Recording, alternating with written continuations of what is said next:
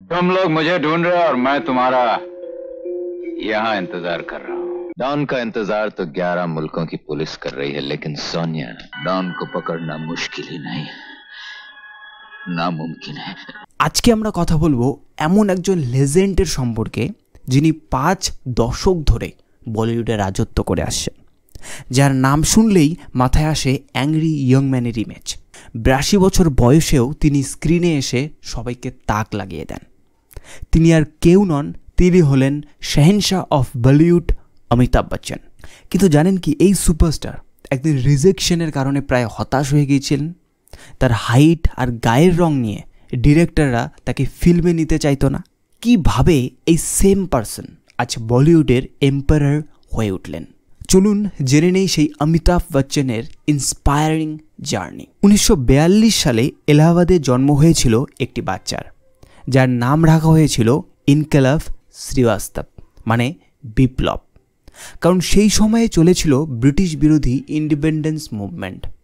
পরে তার নাম পরিবর্তন করে রাখা হয় অমিতাভ। তার বাবা ছিলেন ফেমাস পোয়েট হরিবংশ রায় বচ্চন, আর মা তেজি বচ্চন ছিলেন একজন সিঙ্গার ও থিয়েটার আর্টিস্ট। ছোটবেলা থেকেই অমিতাভের বাড়িতে ছিল কালচারাল এনভায়রনমেন্ট। মজার ব্যাপার হলো, তার পাশের বাড়িতেই থাকতেন Nehru Gandhi family. Education complete করার পর অমিতাভ চলে গেলেন কলকাতাতে জব করার জন্য। শাহ ওয়েলেন্স কোম্পানিতে মান্থলি 70 টাকা স্যালারি নিয়ে শুরু করলেন তার ওয়ার্কিং লাইফ। কিন্তু তার মনে ছিল অ্যাক্টিংয়ের ড্রিম। তাই 1968 সালে ট্রেনে চেপে পৌঁছে গেলেন মুম্বাই, স্বপ্নের শহরে। মুম্বাইয়ে এসে অমিতাভের রিয়েল স্ট্রাগল শুরু হয়ে গেল।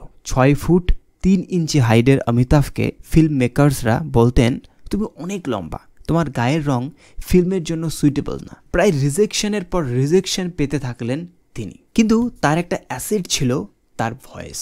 এই ভয়েসের কারণেই তিনি পেয়ে গেলেন ন্যারেশনের কাজ। 1969 সালে মৃণাল সেনের ভুবন সোমে ছবিতে ভয়েস দিলেন। একই বছর 7 হিন্দুস্তানি দিয়ে স্ক্রিন ডেবিউ। শুরুর দিকে বেশ কিছু ফিল্ম ফ্লপ হলো। আনন্দে রাজেশ খান্নার সাথে অ্যাক্টিং করে প্রথম রিকগনাইজেশন পেলেন। কিন্তু আসল ব্রেক থ্রু এসেছিল 1973 সালে। 1973 সালে জঞ্জির ফিল্মে ইন্সপেক্টর বিজয় খান্না ক্যারেক্টারটি তার এন্টায়ার ক্যারিয়ার পরিবর্তন করে দিল। এই ফিল্ম থেকেই জন্ম নিল অ্যাংরি ইয়ং ম্যানের ক্যারেক্টার। এই ক্যারেক্টারটি ছিল একজন ফ্রাস্ট্রেটেড অ্যাংরি পারসন যে সোসাইটির সাথে ফাইট করে। তারপর এলো লেজেন্ডারি শোলে।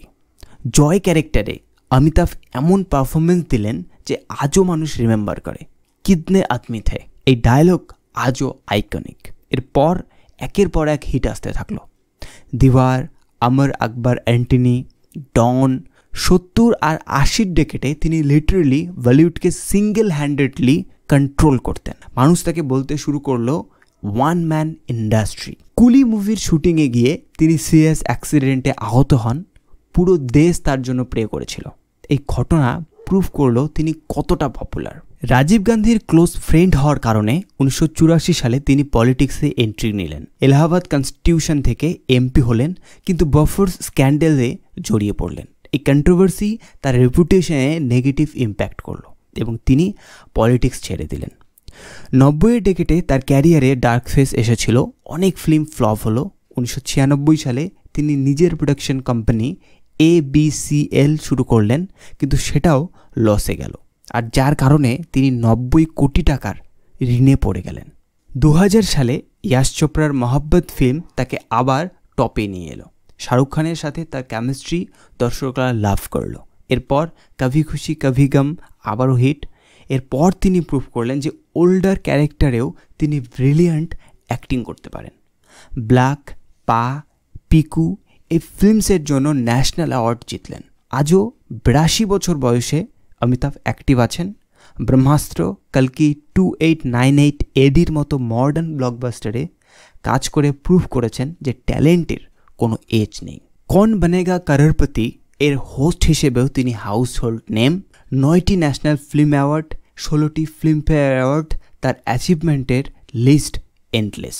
অমিতাভ বচ্চনের স্টোরিটি শুধু একজন অ্যাক্টরের সাকসেস স্টোরি না, এটা লড়াই এবং ট্যালেন্টের ভিক্টরি। রিজেকশন থেকে শুরু করে বলিউডের সম্রাট হয়ে ওঠা এ এক ইন্সপায়ারিং জার্নি। তার মতো লেজেন্ড আর কেউ আসবে কি? কমেন্টে জানান আপনাদের ফেভারিট অমিতাভ বচ্চন অভিনীত মুভি কোনটি।